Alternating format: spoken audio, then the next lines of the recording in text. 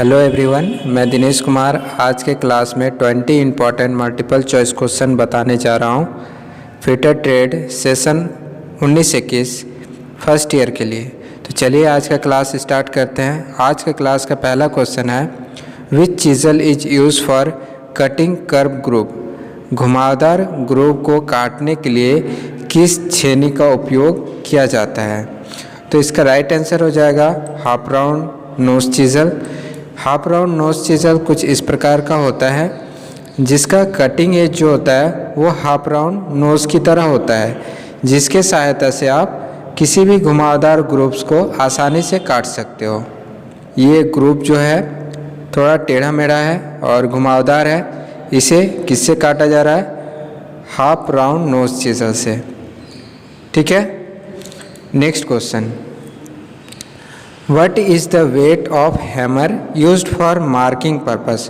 Marking उद्देश्य के लिए उपयोग किए जाने वाली हथौड़े का वजन क्या होता है? तो उसका वजन होता है, राइट आंसर हो जाएगा इसका 250 gram. B is the right option, 250 gram. देखिए, जो हम मार्किंग करते हैं, मार्किंग करते समय हमें कम वजन का हैमर का ज़रूरत पड़ता है, क्योंकि हम मार्किंग करने के लिए सिर्फ डॉट पंच में हल्का से डॉट लगाने के लिए इसका उपयोग करते हैं। इसीलिए 250 ग्राम वेट का हैमर का मार्किंग में उपयोग की जाती है। नेक्स्ट है, what is the effect of improper method of diagonal filling.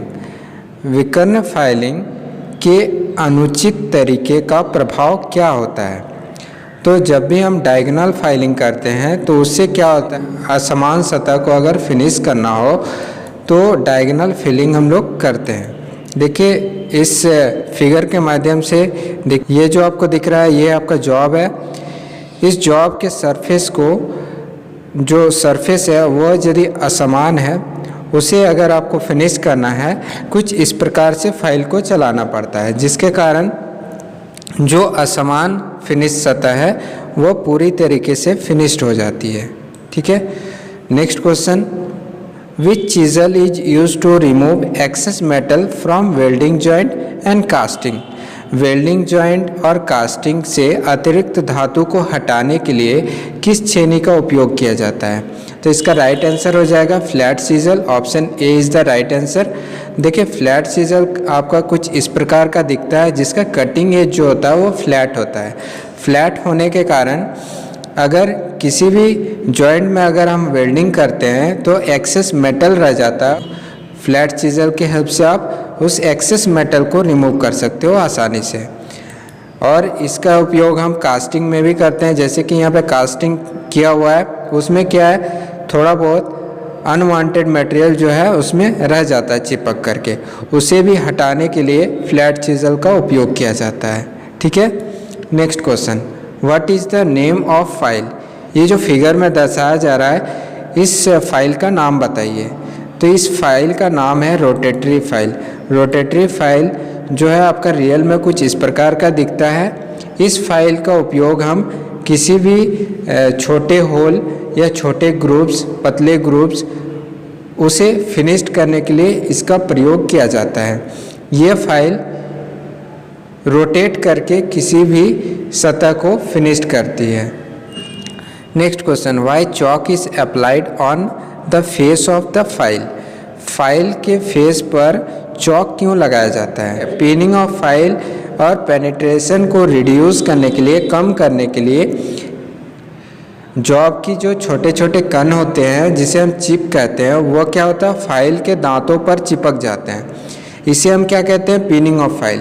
तो पिनिंग ऑफ फाइल को रिड्यूस करने के लिए चॉक का इस्तेमाल किया जाता है, ताकि फाइल में पिनिंग ऑफ फाइल का दोष ना आए और फाइल अच्छे तरीके से मेटल को रिमूव कर सके। ठीक है, next, what is the use of fine pitch hacksaw blade. Fine pitch hacksaw blade का उपयोग क्या है? इसका राइट आंसर हो जाएगा to cut conduct and other thin tube.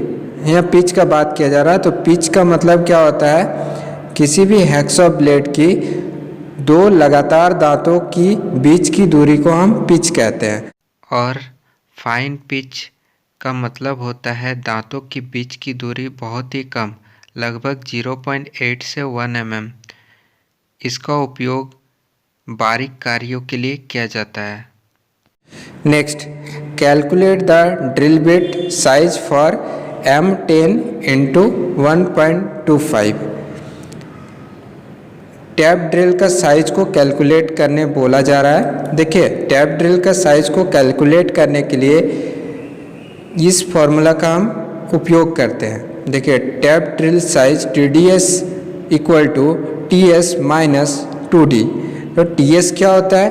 TS जो होता है टैप ड्रिल का साइज होता है। तो टैप ड्रिल का साइज कितना दिया हुआ है? गिवन है 10, ठीक है, माइनस 2D।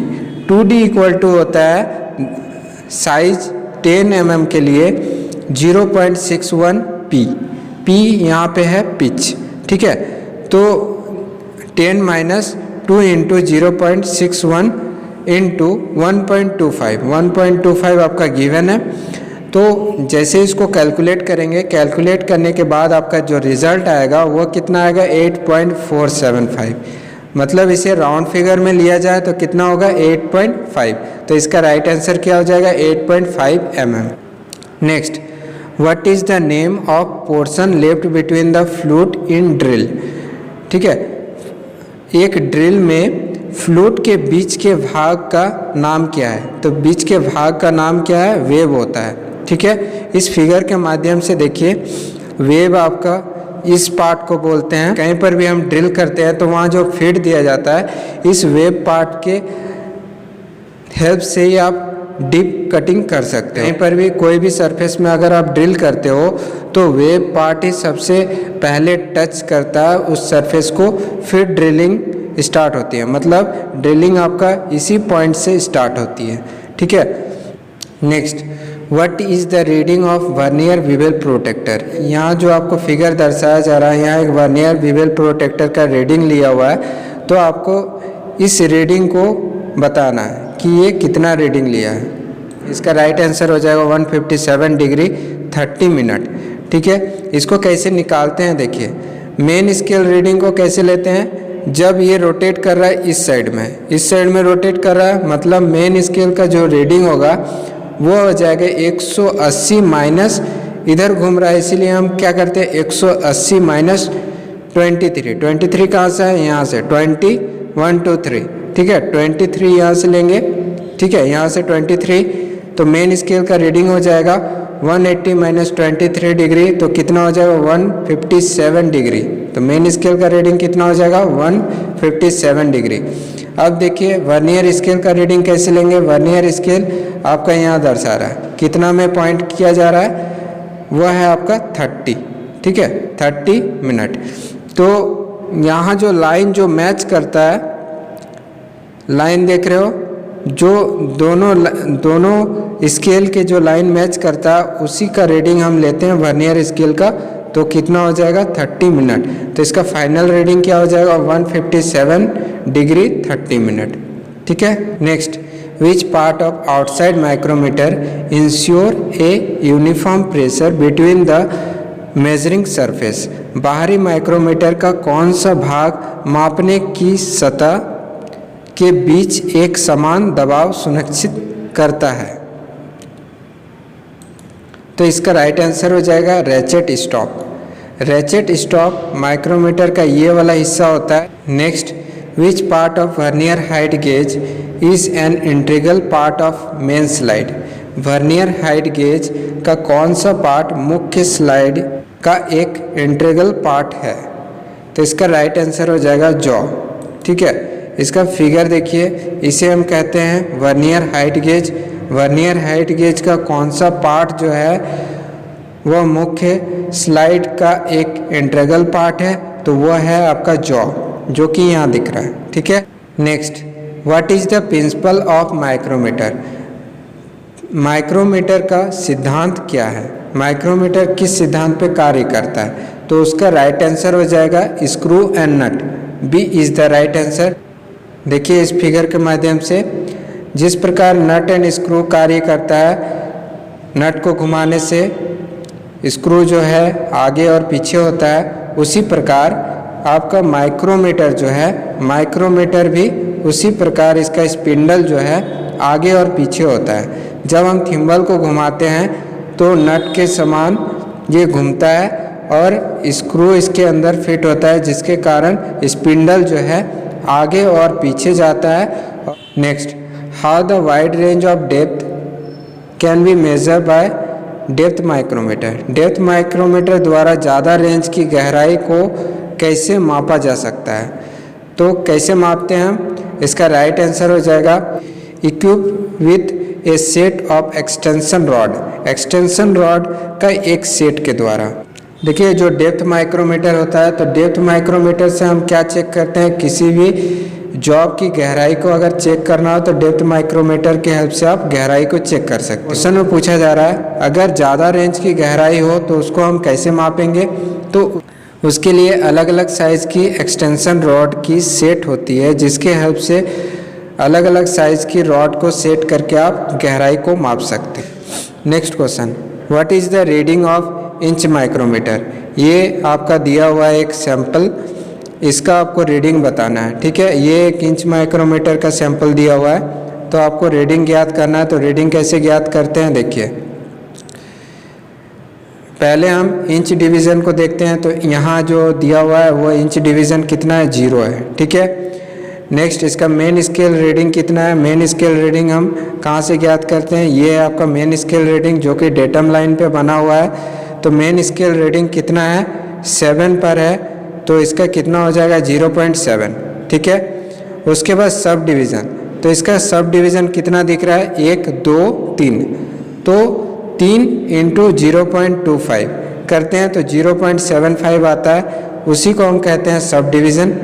ठीक है, 0.25 से इसीलिए हम मल्टीप्लाई करते हैं क्योंकि इसका जो एक भाग होता है वो कितना होता है? 0.25 के बराबर। ठीक है, तो इसका 3 भाग हमें दिख रहा है, सब डिवीज़न 3 भाग दिख रहा है, 1 2 3, तो इसका कितना हो जाएगा? 3 × 0.25 जो कि कितना होगा? 0.075। ठीक है, थिम्बल डिवीज़न इसका हो जाएगा, थिम्बल डिवीज़न हम यहाँ से नापते हैं, थिम्बल डिवीज़न हम यहाँ से मापते हैं। कहाँ से? यहाँ से। ठीक है, तो यहाँ से कितना, जो डेटम लाइन है वो किस लाइन को टच कर रहा है? ये 10 है, 11 12, तो 12 को टच कर रहा है, तो 12 × इसका लिस्ट काउंट जो होता है उससे हम मल्टीप्लाई करते हैं 0.001, जो कि कितना होगा? 0.012। ठीक है, उसके बाद फाइनल रीडिंग कितना हो जाएगा? सभी को ऐड कर दीजिए तो फाइनल रीडिंग आपका आ जाएगा 0.787। राइट आंसर हो जाएगा इसका बी, 0.787। ठीक है, next, which part of bevel protractor contact with the inclined surface while measuring? मापने के दौरान केवल bevel प्रोटेक्टर का कौन सा हिस्सा इंक्लाइंड सतह के कांटेक्ट में होता है? तो कौन सा हिस्सा होता है? ब्लेड। जब भी हम bevel प्रोटेक्टर से हम मेजरिंग करते हैं तो कौन सा हिस्सा इसका इंक्लाइंड सरफेस को टच करता है? तो वह है ब्लेड। ठीक है, जो कि इस हिस्से को कहते हैं। ठीक है, तो इसका राइट आंसर हो जाएगा blade. Next, which part in drilling machine is to achieve different speed? Drill machine में कौन सा भाग विभिन्न गति प्राप्त करने के लिए है? ठीक है, तो उसका राइट आंसर हो जाएगा स्टेप पुली। स्टेप पुली किसे कहते हैं? देखिए, यहाँ पे जो पुली लगा हुआ है वो स्टेप पुली कहलाता है, क्योंकि इसका जो पुली होता है वह स्टेप बाय स्टेप बटा हुआ रहता है। ठीक है, तो दोनों साइड में होता है स्टेप पुली। स्टेप पुली का यूज़ हम स्पीड बढ़ाने या घटाने के लिए करते हैं। अगर हम बड़े स्टेप पुली में जा कर के छोटे स्टेप पुली को फंसाएंगे तो क्या होगा? स्पीड हमारा बढ़ जाएगा, और जब हम छोटे को बड़े से फंसाएंगे तो स्पीड हमारा घट जाएगा। तो इस स्टेप पुली से हम क्या करते हैं? स्पीड को कंट्रोल करते हैं ड्रिल मशीन में। Next, what is the part mark as X in pedestal grinder? ये जो है आपका पेडेस्टल ग्राइंडर है। ठीक है, इसमें जो एक्स पार्ट का नाम आपको बताना है। ये जो एक्स पार्ट आपको दिखा रहा है, ये इस पार्ट का नाम बताइए। तो इस पार्ट का नाम है टूल रेस्ट। जहाँ पे टूल्स को रखा जाता है और ग्राइंडिंग किया जाता है। Next, what is the name of file? इस फाइल का नाम बताइए। तो इस फाइल को देख करके आपको क्या लग रहा है ये कौन सा फाइल है? ये है आपका रैप्स कट फाइल। इसमें जो टीथ कटा हुआ है वो कैसा कटा हुआ है? रैप्स कट, ठीक है। जिसका नुकीला टाइप का टीथ होता है, ट्रायंगुलर आकार का या स्क्वायर आकार का नुकीला टाइप का निकला हुआ रहेगा। इसका हम उपयोग किसी भी सॉफ्ट धातु को फाइलिंग करने के लिए करते हैं। Next, last question, what happen if the vice handle is over tight? अगर वाइस हैंडल को ज़्यादा टाइट कर दिया जाए तो क्या होगा? इसका राइट आंसर होगा स्पिंडल डैमेज, ठीक है, स्पिंडल की क्षति। हैंडल को अगर हम ज़्यादा टाइट कर देंगे तो बॉक्स नट में जो लगा हुआ स्पिंडल है वो क्या हो जाता है? वो डैमेज हो जाता है, जिसके कारण आपका मूवेबल जॉ फिर आगे और पीछे नहीं हो पाएगा, ठीक है। तो हम ज़्यादा इसे टाइट नहीं करते हैं। तो आज के क्लास में बस इतना ही। अब नेक्स्ट क्लास में और भी 20 क्वेश्चंस आपको बताए जाएंगे। आप इसी तरह क्लास करते रहिए और सभी क्वेश्चन को समझने का कोशिश कीजिए और सभी के आंसर को याद कर लीजिए, ताकि आने वाले एग्ज़ाम में आप आसानी से क्वेश्चन को सॉल्व कर सको। Thank you.